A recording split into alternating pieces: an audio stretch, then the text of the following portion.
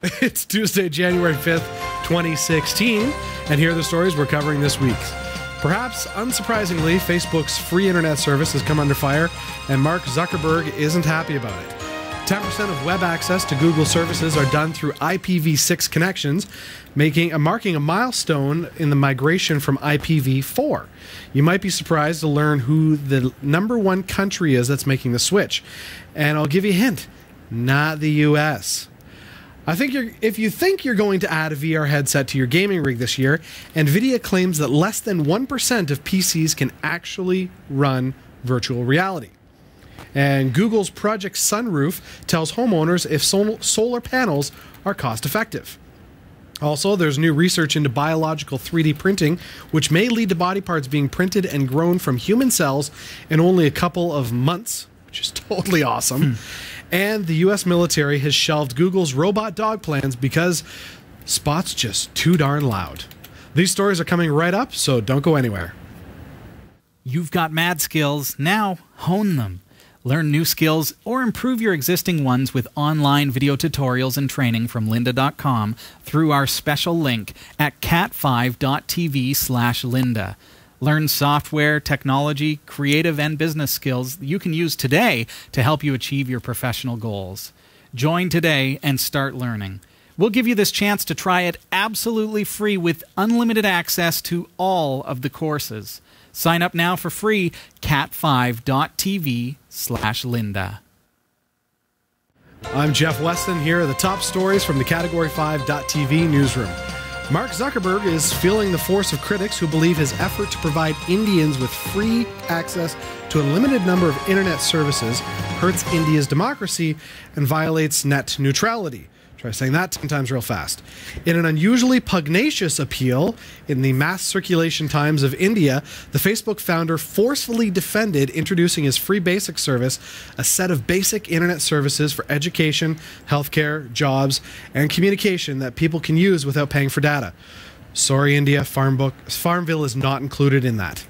Facebook, Mr. Zuckerberg says, has already launched the service in partnership with more than 35 mobile operators in more than 30 countries. He says more than 15 million people have already come online because of the service. The data is clear, he says. Free Basics is a bridge to the full internet and digital equality. So, in a tone which many say mocks critics, Mr. Zuckerberg, that's the second time I've called him Zuckerberg. What is up? Anyway, Mr. Zuckerberg asks, who could possibly be against this? Surprisingly, over the last year, there's been a big debate about this in India. According to the BBC, many believe that Mr. Zuckerberg possibly expected a cakewalk with free basics and is now irate at being stonewalled by critics who are not convinced about his motives. Maybe they heard about his whole Jarvis scenario for his house and they think there's ulterior motives there. Yesterday, he lashed out against his critics for continuing to spread false claims. Imagine that, social media with false claims. He wrote, instead of recognizing the fact that free basics is opening up the whole internet, they continue to claim falsely that this will make the internet more like a walled garden. Doesn't it feel like you're stepping back in time just a little bit? So to be honest with you, it feels like, remember when internet first came out and there was some separation between services, and then he's creating something that is free, so it's got its place. I'm sure it's helpful to some people, but when it's not connected to everything, it's not really the internet, is it? It's like AOL. Well, yeah, or like a really massive Wikipedia, considering the kind of stuff that's on there. But the thing I don't get is, I mean, I know a bunch of people from around the globe, and it seems that other than in Canada, everybody has really cheap cell phones with unlimited data. Like, I've got a friend in Africa, and he's like, dude, for $20 a month, I have unlimited data on my phone. I get access to everything. Now, granted, that's conversion to be $20, but does India not have cheap cell phone rates with data? Or, like, I don't know. I guess there's a need for it somewhere, but I don't know. He's going for it. So. Anyway, efforts to convert net users to a new addressing scheme have hit a key milestone. The novel scheme is needed to help the net support more users and many more smart devices and gadgets. Now more than 10% of net users are visiting websites using the new system, statistics suggest. It's not called statistics suggest, I just paused incorrectly there. Called IPv6, the protocol replaces an older version whose pool of addresses is almost depleted. The figures were gathered by search giant Google, which monitors how people reach its services. The adoption of IPv6 around the world is patchy, as some nations have deployed it widely while others have ignored it. Belgium tops the table of most enthusiastic IPv6 adopters, as 44.3% of the people in the country can use it to get at Google and other IPv6 sites. Adoption in the US is 25.6% and the UK 2.95%. NVIDIA says less than 1% of PCs expected to be in use globally in 2016 will be powerful enough to run the best virtual reality technology.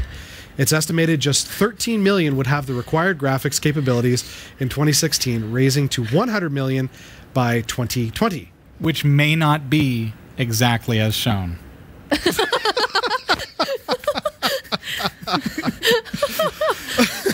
fantastic. Right. Consumers can access VR on smartphones and consoles, but need PCs to use high-end headsets such as the Oculus Rift. Sounds like something from Harry Potter, some spell or something. Some forecasts have suggested 2016 could be the year virtual reality finally takes off, and VR companies feature prominently at the 2016 Consumer Electronics Show, which opened in Las Vegas yesterday. VR headsets create immersive 3D environment where you can interact with and explore. But despite growing excitement about their potential, they have yet to reach a wider consumer audience. However, providers such as Facebook, Oculus, and HTC are preparing to ship their first headsets by spring. NVIDIA warns, however, that immersive VR requires 7 times the graphics processing power compared to traditional 3D applications and games.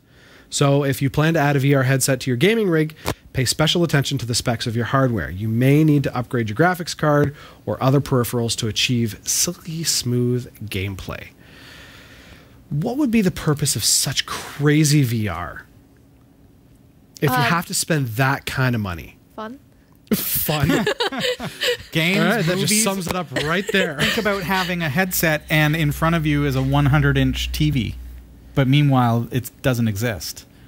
But also you see some of the demos that, especially Microsoft has been getting into the augmented reality. Yes. So that kind of stuff I think has a place, and is certainly an interesting way to game. It's true, but I don't know. Maybe It's antisocial. Maybe I'm just budget conscious, but do people have the kind of money for that kind of stuff? Like, if you need 7 times the power, you got to have a pretty big disposable income. I don't know. That's just my thoughts. I'm going to go back to my Commodore 64. The company that lets you compare airfares and translate foreign language online wants to make it easier to weigh the costs and benefits of installing solar panels on household rooftops. Google's rolling out a new online service that quickly tallies up considerations of going solar and whether homeowners should consider buying or leasing solar panels costing thousands of dollars. Google's Project Sunroof combines the eye-in-the-sky images behind Google Earth and calculates on how much shade trees cast over a rooftop, data on local weather patterns, industry pricing, and available subsidies to arrive at its bottom line. Carl Elkin, the senior software engineer behind the service, says, "We at Google believe in solar energy. The solar industry needs our help." The service expanded in December to analyze properties in the Raleigh area, as well as 15 other metro areas in Arizona, Nevada, Connecticut, New York, New Jersey, and Colorado. While I think this is cool, as I'm reading it, I'm thinking, Google knows way too much about where I live and what my trees are doing. And how from much a picture. I pay for my hydro. That is kind of cool, though. You got to admit that it shows kind of a heat map of where the sun hits the brightest. So also, as you're installing the product, if you decide to go that route, you know exactly where would be the best roof. Yeah. That's true, although generally I just go outside and go, oh, look, sun, east, west, that's the spot on my roof. There's no trees, I'm good. Not sure that's quite as accurate as a heat map. But yeah, I hear what you're saying. Yeah. I don't know, I think it's kind of funny. And what happens if they take the picture in the winter when there's no leaves on the trees? They don't have winter in California. That's true. Winter doesn't exist down there. That's true, I suppose. All right.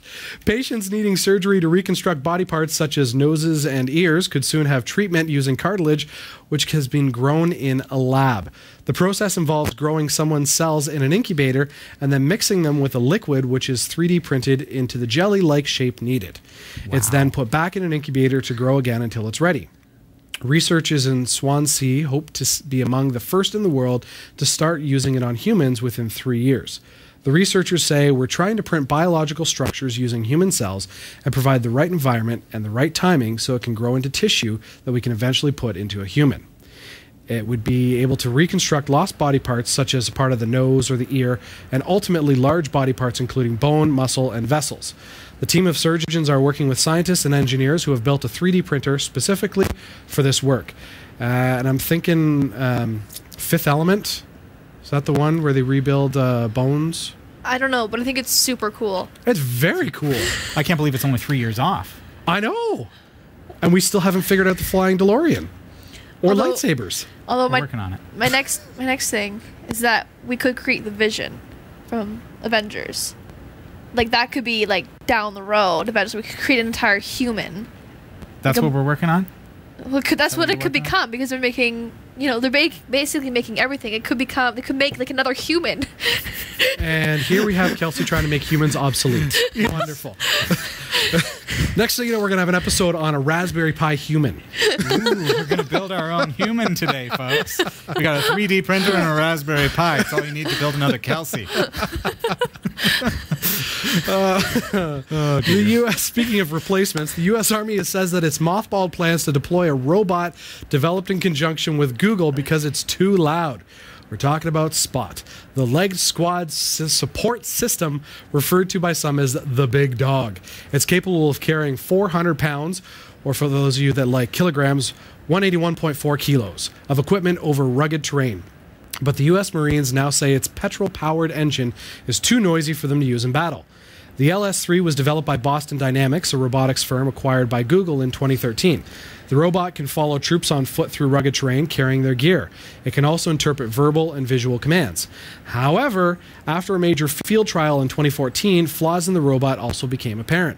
The military took it as it was a loud robot that's going to give away their position.